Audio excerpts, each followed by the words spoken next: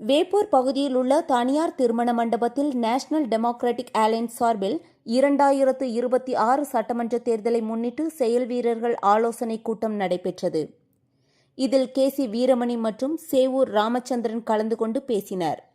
அப்போது பேசிய KC வீரமணி, கடந்த 5 ஆண்டுகளில் டாஸ்மாக் வருமானம் 90,000 கோடி மற்றும் GST வருமானம் 2 லட்சம் கோடி அளவிற்கு உயர்ந்துள்ள நிலையில் கூட முதல்வர் ஸ்டாலின் தலைமையிலான அரசு 6 லட்சம் கோடி ரூபாய் கடன் பெற்றுள்ளதாக குற்றம் சாட்டினார். மேலும் மின் கட்டணம், சொத்து வரி உள்ளிட்ட பல வரிகள் உயர்ந்துள்ளதாகவும், தேர்தலில் எடப்பாடி K. பழனிசாமி தலைமையில் மீண்டும் ஆட்சி அமையும் எனவும் தெரிவித்தார். செய்தியாளர் செந்தில்குமார். அன்பு சகோதரர் S.M. சுகுமார் அவர்களே, இந்த நிகழ்விலே எனக்கு பின்பாக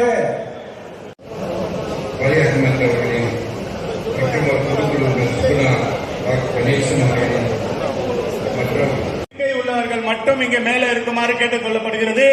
அனைவரும் எதிரிலே அழகான முறையில் இங்கு உங்களுக்கு சேர் அமைக்கப்பட்டுள்ளது. அங்கே சைட்ல நிற்கிற அண்ணா திராவிட முன்னேற்ற கழகத்தினுடைய மாவட்ட செயலாளர் S.M. சுகுமார் பணியின் சிறப்பையும் புரட்சித் தலைவர் அம்மாவுடைய பிறந்த திருவிழாவையும் சிறப்பிக்கக்கூடிய ஒரே நிகழ்ச்சியாக இங்கு ஏற்பாடு செய்திருக்கிறார். நாம் ஒப்பிட்டு பார்க்க வேண்டும். கடந்த 10 ஆண்டுகள் புரட்சித் தலைவர் அம்மாவுடைய ஆட்சி, பிறகு எடப்பாடியுடைய ஆட்சி, அந்த காலகட்டத்திலே தமிழ்நாட்டுடைய வளர்ச்சி, இன்றைய 5 ஆண்டு காலம், கடந்த 5 ஆண்டு காலம் இப்பொழுது ஆட்சி ஸ்டாலினுடைய ஆட்சி முடிவிற்கு வந்துள்ளது. இந்த 5 ஆண்டு காலத்திலே தமிழ்நாட்டுடைய வளர்ச்சியும் கடந்த 10 ஆண்டு காலத்துடைய தமிழ்நாட்டுடைய வளர்ச்சியை நாம் ஒப்பிட்டு பார்க்க வேண்டும். நாம் பரிணாம வளர்ச்சியை அடைந்தோம். மத்தியிலே கூட்டாட்சி, மாநிலத்தில் சுயாட்சி அண்ணா வகுத்துக் கொடுத்தது. ஆனால் இன்றைக்கு மாநிலத்தை ஆண்டு கொண்டிருக்கக்கூடிய ஸ்டாலின் அரசு மத்திய அரசோடு இணக்கம் இல்லாத காரணத்தினால், மத்திய அரசின் இணக்கம் இல்லாத காரணத்தால் தமிழ்நாட்டினுடைய வளர்ச்சி பாதிக்கப்படுகிறது. இந்த 5 ஆண்டு காலம் தமிழ்நாட்டினுடைய வளர்ச்சி என்று ஒப்பிட்டு பார்க்க வேண்டும். 10 ஆண்டு காலம் பல்வேறு வளர்ச்சிகளை நாம் சந்தித்திருக்கின்றோம். கிட்டத்தட்ட எடப்பாடியுடைய ஆட்சியில் 24 மருத்துவக் கல்லூரிகளை தமிழ்நாட்டுக்கு அம்மாவுடைய ஆட்சியிலும் எடப்பாடியுடைய ஆட்சியிலும் வருகின்றது. அதே போன்று புதிய புதிய மருத்துவமனைகள், பள்ளிக்கூடங்கள், கல்லூரிகள் என பல்வேறு பரிணாம வளர்ச்சியை நாம் பெற்றிருக்கின்றோம். காரணம் என்ன? மத்திய அரசு கோடி இணக்கம் இருந்து காண்பிக்கிறார்.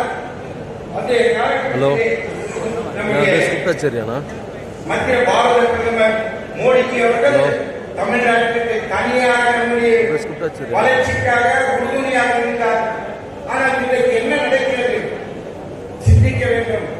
இதனால் பாதிக்கப்படக்கூடியவர்கள் யார்? தமிழ்நாட்டு மக்கள். 5 ஆண்டு காலம் வளர்ச்சி பார்த்து தமிழ்நாட்டை எடுத்துச் செல்ல முடியவில்லை. இன்றைக்கு ஆண்டு கொண்டிருக்கிற அரசு சொல்கிற தமிழ்நாட்டை தலைமையை விட மாற்றோம் என்று ஆங்காங்கே இன்றைக்கு சோழர்களும் இன்றைக்கு வால்போச்சுகள் நாம் பார்க்கிறோம். நன்றாக சிந்திக்க வேண்டும். தமிழ்நாட்டை ஆண்ட நம்முடைய ஸ்டாலினுக்கு முன்னர் தமிழ்நாட்டில் 15 முதலமைச்சர்கள் ஆண்டிருக்கிறார். 15 முதலமைச்சர்கள் தமிழ்நாட்டுடைய வளர்ச்சிக்காக பாடுபட்டு தமிழாட்சிக்காக பல்வேறு திட்டங்களை கொடுத்தார்கள்.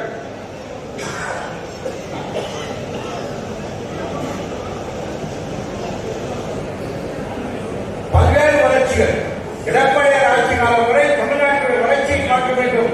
அங்கு மோடிஜியுடைய ஆட்சி எப்போது தொடங்கியதோ அந்த காலகட்டத்தில் இந்த 15 ஆண்டுகளில் ஒப்பிட்டு பார்க்கும்போது தமிழ்நாட்டுடைய வளர்ச்சி காங்கிரஸ் காலத்தில் இருந்த வளர்ச்சியும் நம்முடைய பாரதிய ஜனதா ஆட்சிக்கு வந்த பிறகு தமிழ்நாட்டுடைய வளர்ச்சியும் ஒப்பிட்டு பார்ப்போமானால் தமிழ்நாடு பரிணாம வளர்ச்சி அடைந்திருக்கின்றது. சிறப்பான வளர்ச்சி அடைந்திருக்கின்றது. பல்வேறு துறையிலே நாம் சாதித்திருக்கின்றோம். 15 முதலமைச்சர்களை தமிழ்நாடு சந்தித்திருக்கின்றது. ஆனால் 15 முதலமைச்சர்கள் தமிழ்நாட்டினுடைய வளர்ச்சிக்காக வாங்கிய கடன் 4,40,000 கோடி.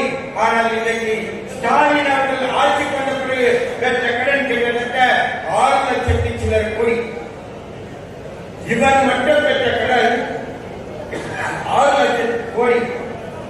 ஆனால் 15 முதலமைச்சர்கள் வாங்கிய கடன் கோடி. ஆக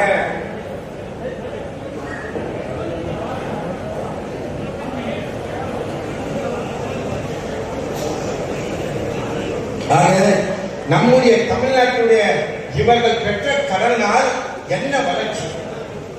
நாம் இப்படி வளர்ச்சி நம்முடைய 11, அதாவது ஒரே வருடத்தில் 11 மருத்துவக் கல்லூரிகளை பாரத பிரதமர் அவர்கள் தமிழ்நாட்டில் கொடுத்தார்கள். எடப்பாடி அவர்கள் அவரிடத்திலே சுகமாக பேசி அந்த 11 மருத்துவக் கல்லூரியை கொண்டு வந்து தமிழ்நாட்டில் கொடுத்து இன்றைக்கு மருத்துவத்திலே முதன்மை இடமாக தமிழ்நாடு விளங்கிக் கொண்டிருக்கிறது. ஆனால் நீ பெற்ற கடன் 6 லட்சம் கோடி. தமிழ்நாட்டுடைய வரவை பார்க்க வேண்டும். நீ ஆட்சி பொறுப்புக்கு வந்த பிறகு மின்சார கட்டணம் பலமுறை உயர்த்தப்பட்டிருக்கிறது, சொத்து வரி ஏற்றப்பட்டிருக்கின்றது, கடை வரி ஏற்றப்பட்டிருக்கிறது, வீட்டு வரி ஏற்றப்பட்டிருக்கின்றது, இப்படி எல்லா வளர்ச்சியும் ஏற்றப்பட்டிருக்கின்றது. டாஸ்மாக் வருமானம் பல மடங்கு உயர்ந்திருக்கின்றது, ஜிஎஸ்டி வருமானம் பல மடங்கு உயர்ந்திருக்கின்றது. இப்படி வருமானம் தாராளமாக இருக்கின்றது. ஆனால் புதிய திட்டங்கள் இல்லை. ஒரு குடும்பம் வாழ்ந்து கொண்டிருக்கின்றது. ஒரு மன்னராட்சி தமிழ்நாட்டிலே ஆகி இப்படி ஒரு ஆட்சி நமக்கு தேவையா? ஏதாவது ஒப்பிட்டு பாருங்கள். இதை மக்களிடத்தில் நாம் எடுத்துச் செல்ல வேண்டும், சிந்திக்க வேண்டும். கடந்த கால ஆட்சி எப்படி இருந்தது, எப்படி வளர்ச்சி அடைந்தோம், நான் கொண்டு வந்த நிரந்தர திட்டங்கள் இன்னைக்கு வேணா ஆட்சி அதிகாரத்துக்கு வரதுக்கு தேர்தல் நெருங்க புதிய புதிய திட்டங்கள் அறிவிக்கலாம். நீ பொங்கலுக்கு 3000 கொடுக்கலாம், இல்ல 5000 கொடுக்கலாம். தேர்தல் வருதுன்றதால இந்த 5 வருஷமா நம்ம பொங்கல் கொண்டாடுறியா? 5 வருஷம் வெயிலே அடிக்கலையா? ஆக ஓட்டு வாங்கணும். தேர்தல்ல இவருக்கு தோல்வி பயம் வந்துருச்சு ஸ்டாலின் அவர்களுக்கு. ஆக ஏதாவது மக்களை ஏமாற்றி ஓட்டை பெற வேண்டும் என்பதற்காக இந்த கவர்ச்சிகரமான திட்டங்கள். மக்கள் சிந்திக்க வேண்டும். சிந்தித்து இந்த தேர்தலை நாம் சந்திக்க வேண்டும். யாருடைய ஆட்சி, யாருடைய ஆட்சி காலம் சிறப்பாக இருக்கிறது, எப்படி வளர்ச்சி அடைந்தது, இதையெல்லாம் ஒப்பிட்டு பார்க்க வேண்டும். இன்றைக்கு வருமானங்கள் பார்த்தா தாராளமான வருமானம் எல்லாம் ஏறி போச்சு. அரிசி பருப்பு எல்லாமே ஏறி போச்சு. டாஸ்மாக் நம்முடைய ஆட்சியில 60 ரூபாய் வித்தோம். ஹோட்டல் 60 ரூபாய் வித்து இன்னைக்கு 160 ரூபாய்க்கு. அப்போ அரசாங்கத்துக்கு வருமானம் என்ன? நான் அந்த துறையினுடைய அமைச்சராக இருக்க, அந்த துறையினுடைய வரவல்ல என்னுடைய துறைக்கு தான் வரணும். நம்ம ஆட்சி காலத்துல டாஸ்மாக் வருமானம் 28,000 கோடி தாண்டாது. ஆனா இன்னைக்கு டாஸ்மாக் வருமானம் எவ்வளவு தெரியுமா? கிட்டத்தட்ட 80-90,000 கோடி எடுத்துச்சு. ஜிஎஸ்டி அதே போல ஜிஎஸ்டி 50,000 கோடி 60,000 கோடி வருஷத்துக்கு வருமானம் நம்முடைய ஆட்சியில. இன்னைக்கு எவ்வளவு தெரியுமா? ஜிஎஸ்டி வருமானம் தமிழ்நாட்டுக்கு 2 லட்சம் கோடியை தாண்டுது. அப்ப வருமானங்கள் எவ்வளவு இருக்கு? அப்படி இருந்து கூட விலைவாசியை கட்டுப்படுத்த முடியல. சொத்து வரி ஏற்றிட்ட, மின்சார கட்டணத்தை உயர்த்திட்ட, மக்களுக்கு என்ன நல்லது செஞ்சிருக்க? இவ்வளவு வருமானங்கள் கடன் வேற கோடி 6 லட்சம் கோடிக்கு மேல உன்னுடைய ஆட்சியில் மட்டும் நீ வாங்கியிருக்க. ஆக இப்படி ஒரு தமிழ்நாட்டை தலைமுறை வைத்து இருக்கக்கூடிய ஸ்டாலின் அவர்களே, உங்களுடைய பாட்சா பதிக்காது. மக்கள் இன்றைக்கு சிந்திக்க தொடங்கிவிட்டார்கள். இன்றைக்கு தேசிய ஜனநாயக கூட்டணி பலம் வாய்ந்த கூட்டணி. தமிழ்நாட்டிலே மக்கள் எதிர்பார்க்கின்றார்கள். மீண்டும் தமிழ்நாட்டிலே புரட்சித்தலைவர் எம்ஜிஆர், புரட்சித்தலைவர் அம்மாவுடைய ஆட்சி எடப்பாடியாருடைய தமிழக தலைமையிலே அமையும் என்கின்ற நிலையை மக்கள் எதிர்பார்த்துக் கொண்டிருக்கிறார்கள். ஆக உங்களுடைய ஏமாற்று வேலையெல்லாம் இனி வருகின்ற காலங்களில் எதிர்படாது என்று சொல்லி எல்லோரும் நாம் ஒற்றுமையாக இருந்து சாதிப்போம். உங்களுடைய மாவட்ட செயலாளர் சொன்னதை போல நமக்கு எல்லாம் ஒரே லட்சியம், கூட்டணியை அரவணைத்து தேர்தலில் நமக்குள்ள கருத்து வேறுபாடுகளை மறந்து நம்முடைய மாவட்டத்தில் 2 தொகுதிகள், ராணிப்பேட்டை, ஆற்காடு. ஆக 2 தொகுதியை நாம் வென்றெடுக்க வேண்டும். இது நாம் லட்சியமாக கருதி இந்த தேர்தலை நாம் இணக்கமாக செயலாற்றினோம், கண்டிப்பாக சாதிக்க முடியும். ஆக நாம் சாதிக்க பிறந்தவர்கள் புரட்சித் தலைவர் எம்ஜிஆரின் தொண்டர்கள், புரட்சித் அம்மாவுடைய பிள்ளைகள் மீண்டும் தமிழ்நாட்டிலே நம்முடைய அண்ணா திராவிட முன்னேற்றத்துடைய ஆட்சி அமைய வேண்டும். அதற்கெல்லாம் நாம் சபலம் ஏற்று செயல்படுவோம் என்று சொல்லி இந்த அருமையான நிகழ்ச்சிக்கு விஜய் வந்து கூட்டணி சேரும்னு சொல்லிட்டு ஒரு வதந்தி பண்ணுங்க சார். அதெல்லாம் சார் விஜய் வந்து அதிமுக கூட்டணி சேருவான்னு சொல்லிட்டு ஒரு வதந்தி பண்ணுங்க. அதை பத்தி என்ன சார் நினைக்கிறேன்? மைக் கொஞ்சம் கீழே அதை பத்தி எதுவும் தெரியல. அது மாதிரி நியூஸ் எதுவும் இல்லை, செய்தியும் இல்லை. அது மாதிரி அது நீங்க சொல்ற மாதிரி வதந்தி தான். தொடர்ந்து இது மாதிரி தாவேக்கா கூட தான் கூட்டணி அதிமுக அமையும் சொல்லிட்டு சொல்ற மாதிரி வதந்தி தான். இது வரல இல்ல சார். இப்போ வருகின்ற சட்டமன்ற தேர்தலில்